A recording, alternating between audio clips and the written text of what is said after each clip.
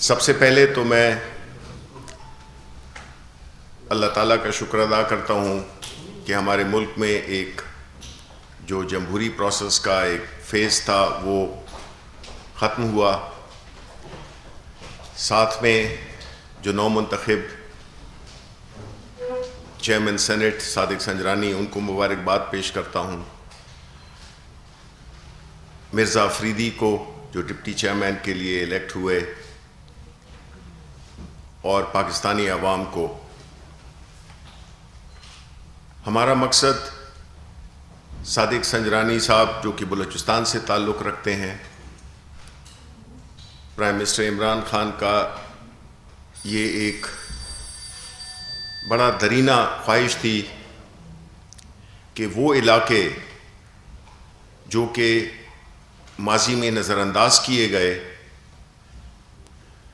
ان کے لیے عملی طور پہ کچھ کیا جائے، اور صرف علامتی طور پہ نہیں. تو اس میں پرائم منسٹر صاحب نے، آپ کو یاد ہوگا کہ ساؤتھ بلوچستان کے لیے ایک بہت بڑا تاریخی پیکج دیا، 632 ارب روپے سے زائد کا. اسی طرح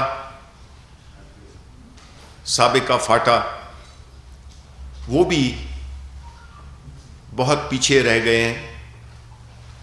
تو ان کی ترقی کے لیے بھی پرائم منسٹر صاحب نے ایک پیکج پہلے تو مرج کرائے یہ علاقے. وہ ایک بہت بڑی کامیابی ہماری حکومت کی کہ ہم نے فاٹا کے انضمام کو کس طرح سے عملی طور پہ گراؤنڈ پہ لائے، جو کہ ایک آسان کام نہیں تھا. یہ صدیوں سے چل رہا ہے ایک نظام، اس کو ہم نے ایک بڑے احسن طریقے سے، اور اس کے لیے خیبر پختونخوا کی حکومت بھی مبارکباد کی مستحق ہے. سی ایم محمود خان نے اور ان کی کابینہ نے بڑی کاوشیں کی، وہاں کی بیوروکریسی نے بھی اور وہاں کے لوگوں نے بھی بہت تعاون کیا، اور ان کی ترقی کے لیے 100 ارب کے سالانہ کے بجٹ بھی دیا. تو مرزا افریدی صاحب جن کا تعلق فاٹا سے تھا، الحمدللہ وہ بھی اب ہمارے ڈپٹی چیئرمین ہیں، تاریخ میں کبھی نہیں ہوا تھا. اور اسی طرح صادق سنجرانی صاحب جو کہ بلوچستان کی نمائندگی کرتے ہیں، ان کو نامزد کیا ہماری پارٹی کی سپورٹ کے ساتھ. اب یہ جو الیکشن ہوا، اس کا مقصد کیا ہے اور اس کے فائدے کیا عوام کے لیے کیا ہیں؟ کیونکہ اصل جو ان ساری چیزوں کا، جمہوریت کا، حکومت کا، ہر چیز کا، اس کا جو محور ہے وہ عوام ہونے چاہیے. اور ہماری حکومت سمجھتی ہے کہ یہ جتنے بھی ادارے ہیں، چاہے وہ نیشنل اسمبلی، اسٹیٹ، سارا کچھ ان کا کام ہو کہ وہ عوام کی جان و مال کی حفاظت کریں، ان کی زندگی میں آسانیاں لائیں، ان کو ترقی کے وہ مواقع دیے جائیں جو کہ ان کا آئینی حق ہے. اور ہوتا کیا ہے کہ جو پارلیمنٹ ہوتی ہے وہ قانون سازی کرتی ہے، اور وہ قانون سازی کس مقصد کے لیے ہوتی ہے؟ عوام کے لیے ہوتی ہے. ریفارمز ہوتی ہیں وہ عوام کے لیے ہوتی ہیں. تو ہم نے یہ دیکھا کہ پچھلے 2.5 سال میں بدقسمتی سے، کیونکہ ہمیں واسطہ تھا علاقائی جماعتوں سے، جو کہ پی ایم ایل این کی صورت میں سینٹرل پنجاب کی پارٹی، پیپلز پارٹی اب رورل سندھ کی پارٹی بن گئی ہے. تو یہ جو ان کا جو رول تھا پچھلے 2.5 سال میں، چونکہ سینٹ میں ہماری مائنورٹی تھی، تو ہم قوانین کو، ریفارمز کو آگے نہیں لے جا سکتے تھے. اور اس کی وجہ سے جتنے بھی مفاد عامہ، عوام کی بہتری کے لیے جو ریفارمز پرائم منسٹر صاحب لانا چاہتے ہیں، ہماری حکومت لانا چاہتی ہے، وہ آ کے سینٹ میں رک جاتا تھا. جس کی وجہ سے ہمارا جو ریفارم ایجنڈا ہے ہماری پارٹی کا، ہمارا جو مینیفیسٹو ہے، اس کو بہت زیادہ رکاوٹیں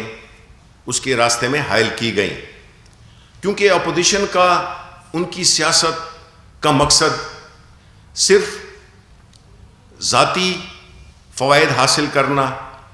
ایسے لوگوں کو پارلیمنٹ میں لانا، جو کہ ایک خاص طبقے کی، ایک خاص گروہ کی مفادات کی تحفظ کر سکیں، اور وہ انہی پیرامیٹرز کے اندر رہتے ہوئے پچھلے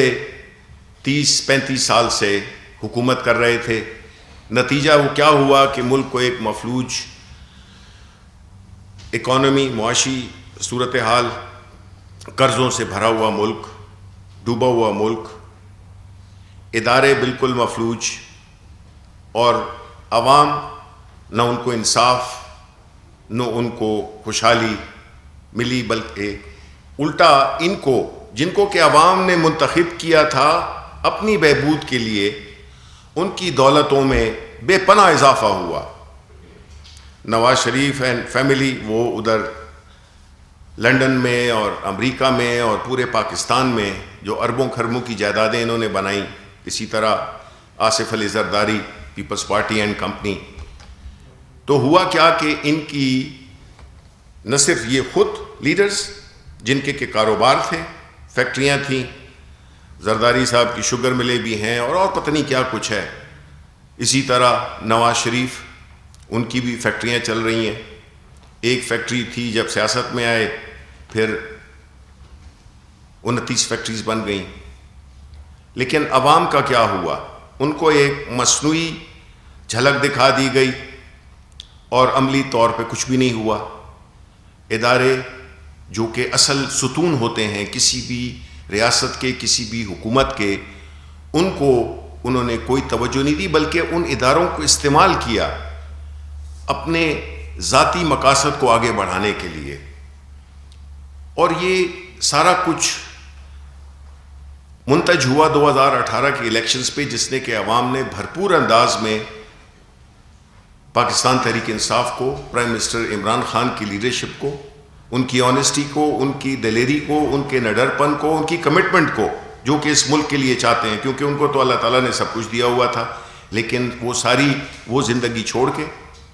اور انہوں نے عوام کے لیے وقف کر دی، جو کہ شروع ہوئی شوکت خانم کینسر اسپتال سے اور یونیورسٹی سے، اور جتنے بھی رفاہی کام انہوں نے کیے، بیکاز بنیادی طور پہ ان کے دل میں ان لوگوں کے لیے درد تھا جو کہ اس ملک میں ہمیشہ اگنور بھی ہوئے ہیں اور ان کا استحصال بھی کیا گیا ہے۔ اس دوران میں جو ہم نے کوشش کی کہ اس ملک میں جو پارلیمنٹ ہے اس میں آنے والے لوگوں کے لیے ایک معیار ہو، ایک ایسا طریقہ کار ہو جس میں کہ پیسے کی سیاست نہ ہو اور قابلیت اہلیت کی بنیاد پہ لوگ پارلیمنٹ میں آئیں اور عوام کے مفاد کے لیے وہ قانون سازی بھی کریں اور ان کے لیے آواز بھی بلند کریں۔ پاکستان تحریک انصاف الحمدللہ چونکہ اب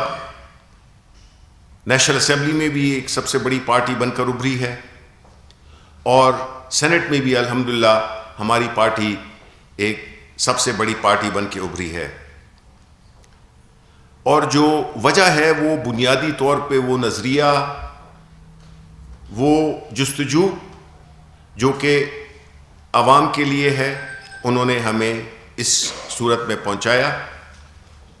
جبکہ وہ جماعتیں جو کہ پچھلے 40 سال سے حکمران تھیں، ان کی پارٹیوں کو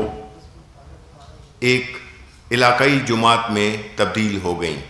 اور اس کی بنیادی وجہ یہی تھی کہ وہ چاہے وہ پیپلز پارٹی ہو، وہ اپنے بنیادی نظریے سے ہٹ کے اور انہوں نے اپنے ذاتی مفادات کے لیے اور ایک ذاتی گروہ کے لیے کام کرنا شروع کر دیا۔ اسی طرح پاکستان مسلم لیگ نون، ان کے لیے قانون کی اہمیت کوئی نہیں تھی نہ ہے، یہ رول آف لاء میں بلیو نہیں کرتے، کیونکہ رول آف لاء، قانون کی بالادستی ان کے مفادات کے آڑے آتی تھی۔ اداروں کا مضبوط ہونا، متحرک ہونا ان کے مفادات کے راستے میں حائل تھی، تو انہوں نے یکے بعد دیگرے ان جو بنیادی ستون ہوتے ہیں کسی بھی ریاست کو، کسی بھی حکومت کو چلانے کے، اس کو کمزور سے کمزور کیا، اور اس کی جو قیمت ادا کرنی پڑی کہ وہ پہلے پیپلز پارٹی جو کہ ایک فیڈریشن کی جماعت تھی، کمزور ہو کر ایک علاقے میں چلی گئی، رورل سندھ میں، اور اسی طرح یہی حال دیگر جماعتوں کا ہوا جس میں پاکستان مسلم لیگ نون بھی شامل ہے۔ اب ایسی صورتحال میں ان کی اب بھی کوشش کیا ہے کہ ملک میں ایک ایسا ماحول ہو جس میں کہ حکومت کام نہ کر سکے، عوام کی خدمت نہ کر سکے، اور آئے روز ایک ایسے شوشے چھوڑے جائیں، آئے روز ایسا ماحول کریٹ کیا جائے جس سے کہ اس میں جو ایک معاشی ترقی کے لیے جو سب سے اہم چیز ہوتی ہے وہ ہوتی ہے پولیٹیکل سٹیبلٹی۔ اب پولیٹیکل سٹیبلٹی جب نہیں ہوگی تو اس کا نقصان کس کو پہنچے گا؟ ملک کو پہنچے گا اور عوام کو پہنچے گا۔ اب ہماری کوشش یہی ہے کہ انشاءاللہ اب جب کہ ہم سینٹ میں بھی آ گئے ہیں میجورٹی کے طور پہ اور نیشنل اسمبلی میں، ہم عوام کی فلاح و بہبود کے لیے ہم اب اپنی ریفارمز بھی کریں گے، اور جو جتنے بھی انیشیٹوز ابھی تک لیے ہیں، اب دیکھیں ہوتا کیا ہے کہ باہر کے ملک آپ کو دیکھ رہے ہوتے ہیں، باہر جو ہمارے پاکستانی بھائی باہر موجود ہیں انہوں نے اس ملک کی ہمیشہ خدمت کی ہے، باہر رہ کر بھی اس ملک میں اپنی کنٹریبیوشن کی ہے، اور آپ نے یہ دیکھا ہوگا کہ جب سے پرائم منسٹر عمران خان آئے ہیں، کیونکہ لوگ انہیں ٹرسٹ کرتے ہیں، تو انہوں نے جو اپنی ترسیلات ہیں وہ بھی بڑھ گئی ہیں، الحمدللہ ریکارڈ ترسیلات آ رہی ہیں، اور جو ابھی جو ایک انیشیٹو لیا روشن پاکستان کا، اس میں بھی بہت زیادہ تیزی آئی ہے۔ 670 ملین ڈالرز جب سے بھی شروع ہوا ہے، میرا خیال ہے کہ 1 مہینہ 1.5 مہینہ بھی نہیں ہوا، اور اس میں یہ ترسیلات آ رہی ہیں۔ اسی طرح